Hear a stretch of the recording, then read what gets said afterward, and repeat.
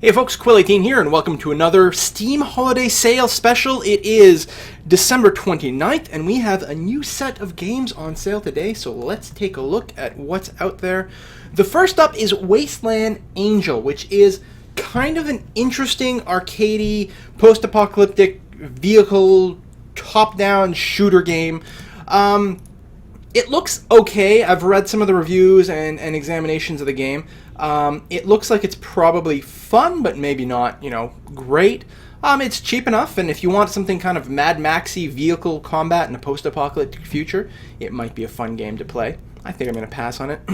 Men of War is actually a very, very well-regarded real-time strategy game. This is the whole franchise is on sale. There's multiple little versions, and what's interesting about it is that in addition to sort of being a World War II real-time strategy game where you sort of control your troops, you can, and this is their claim to fame, you can at any time jump into any of the units, whether an infantryman or a tank or whatever, and take direct control of it, and then it turns into, I'm not sure if it's a first-person shooter or like a third-person shooter or something like that, but you do get a lot more direct control if you really want to. So after you've ordered your troops to do certain things, you can jump in there.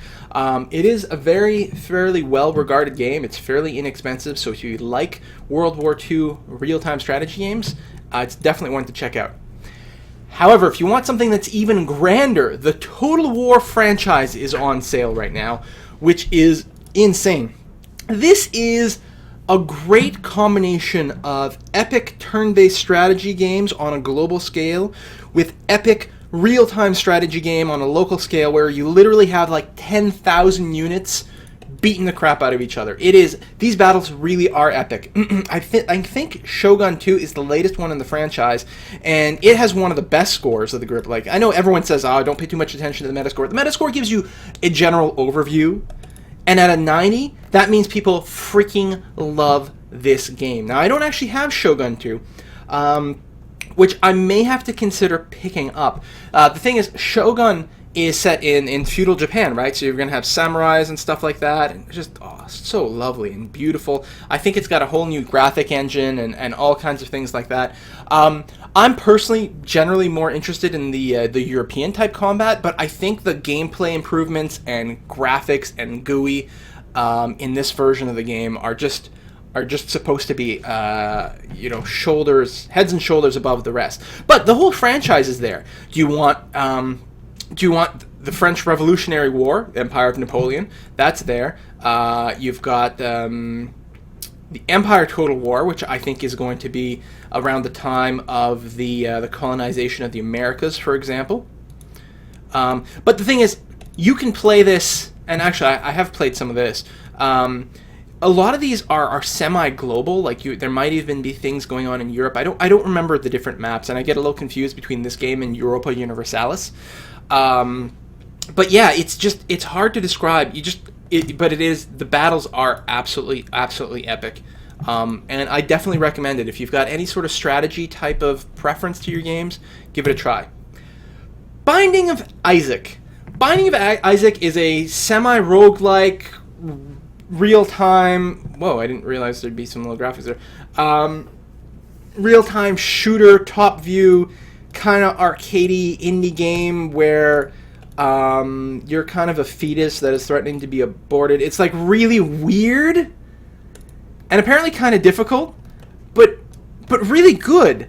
I don't actually have it. I haven't played it, but every time I read about it, I kind of think, the fuck kind of thing. It's strange and yeah. Anyway, people love this game. People are all over this game. It's $1.24. It's probably on the must-buy list. The price is right, and the gameplay is there, but it's supposed to be really weird. So yeah. Now, if you want something that is 100% guaranteed to satisfy, make sure you pick up Left 4 Dead 2. Now, Left 4 Dead 1 was also very fun, but the thing is, at this point, I think all the Left 4 Dead 1 maps have been imported into Left 4 Dead 2. Now, there are some balance differences and little things like that, so it is still a slightly different experience to play the original, but frankly, if you only have $5 to spend, just spend it getting Left 4 Dead 2, and it's phenomenal. Frankly, if you've got some friends, this is one of those things to buy a 4-pack for. because it's so much better with people, and like you can just go on and play it. It's, by the way, it's a 4-player co-op zombie survival first-person shooter game, which you can play single player if you want. Like, it's the same maps, and bots will control your teammates. But if you play online, then obviously players will take over the teammates. And you can play. You know, if you've got just one friend, well, the two of you will play with 2 bots, for example. It's really, really, really good. There's nothing I can say about it other than that. You must have this game. You must play it. It's non-optional. It's really good. Unless for some reason you absolutely detest shooters. Other than that, it's brilliant. It's scary at times. It's exciting at times. Yeah, just really, really strong. That is a samurai on horseback on a sled. Okay. Quake. The Quake franchise is on sale. No kidding. If for some reason, I don't know, maybe you're really young, you never played the original Quake games, they're probably worth playing. Just so that you can sort of see where we came from. They're still pretty strong. The single player campaign was fine to play, although I guess one of its strengths really came about when multiplayer started to become invented and started to become distributed. That is crazy, the Quake franchise, and that goes all the way up to we've got up to Quake 3 in here. Quake 3 Arena, Team Arena. Thought there'd be more. Oh, there it is. It was above. I was going to say, isn't there like a Quake 4 in this list? Here it is, Quake 4, which I've never actually played. I think. I'm trying to remember. Is Quake 3, does it also... No, Quake 3 was only multiplayer, wasn't it? And Quake 4... Oh, it was Doom 3 I'm thinking of. Sorry, guys. I actually have not played Quake 4. But, you know, ID games, or id games, it's supposed to be id games, I always say ID, they do make solid products, generally speaking. Of course, there's always the argument that sometimes they make more of a technology demo than a game, because they do like to sell their engine. But, okay, Mafia 1 and 2. These are surprisingly good games. They are kind of Grand Theft Auto-esque, but set in the heydays of Prohibition and the Mafia. The Mafia 1 is $2.49, and it's actually a very, very good buy. At this price, it's got a decent story. It's not necessarily... Well, yeah, the score is better than I expected. To say, it's not necessarily a great game, but it is a very good game. It's a little bit more linear and less sandboxy than Grand Theft Auto, but that's not necessarily a bad thing because it does tell a story. And Mafia 1 is considered very good. Mafia 2 is also pretty good. It wasn't quite as well received by the critics, you can see, but it's also pretty good. But Mafia 1 was very highly regarded. Obviously, a little older. The graphics might be a tiny bit sketchier, but they're not bad. Apparently, the cars kind of don't drive great because, of course, the cars at the time didn't really drive great. So don't expect something like racing around like a Ferrari. But I might consider picking this up. Personally, the first one, because I haven't actually gone through it. Next up is Zodic. Which I don't know much about. I don't think, like, I'm just checking another page here, the discussion on Reddit about this game. It's not very highly regarded. There is a demo, though. Download demo, so actually that would be the thing to try. It looks very colorful and arcadey. Huh.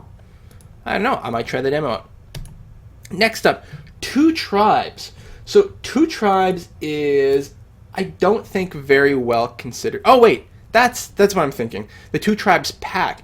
A Toki-Toki, or Toki-Tori, I think, is supposed to be kind of a fun arcadey game. Like, kind of a semi-platformer. Almost semi-physics-based. I don't know, it's kind of strange. Cute guns. Yeah, 80 Metascore. I was remembering that. I haven't played it, but I know that it's fairly well regarded. People thought it was kind of cutesy, indie, kind of casual. I mean, if you're a hardcore gamer, you might not find the same fun, but this might be something good to buy for someone who's not as much of a gamer. You know, maybe you've got a parent who likes some games, but not that many games. Or maybe you've got a significant other who you'd like to sort of get addicted a little bit. Sword of the Stars 2. Now, Sword of the Stars 1 is a fairly well-regarded indie strategy 4X game. That is a space-based sort of expand, explore, X something, and exterminate game. So a space-based strategy game. The original Sword of the Stars, fairly well-regarded. Sword of the Stars 2, not as much. A lot of people consider it to be kind of buggy and imbalanced and sketchy. Wow! Wow! When have you seen a score that low? And yeah, so it might still be, if you like this sort of game, you might still find fun in it. But the recommendation is to get the original Sword of the Stars if you really want to try a nice 4X game. The original Sword of the Stars is regarded well. Sword of the Stars 2, not so much. Lord of the Rings, War of the North. I'm just looking here. I don't think this was well received. Rated M for like violence and stuff. I'm pretty sure I remember when this came out, and it's still so expensive. Look at this, $33 still. What is this? And if I recall, yeah, that it was panned in the ratings. Now, sometimes the reviews come out poorly because of bugs and glitches, which may have been patched. So if you're interested in the Lord of the Rings themed game, you may want to do some looking up to see if there are patches, either official or unofficial, to fix some of the issues. But for $33, there's no way. You're better off buying Left 4 Dead 2 and Shogun 2, and then still having half your money left over. Dungeon Siege 3, how much is this going for? Oh, that's the complete pack. Okay, well, I guess you may as well buy the complete pack. If you're going to buy 3 for $20, you may as well spend $4 more and get the originals. So Dungeon Siege are kind of like sort of Diablo-like dungeon crawler RPG, like action RPG type games. I don't think 3 was very well received. None of the games were extremely well received. 72. Let's take another quick look at the others here. 80 for the second one, which I think has more of a party mechanic and stuff.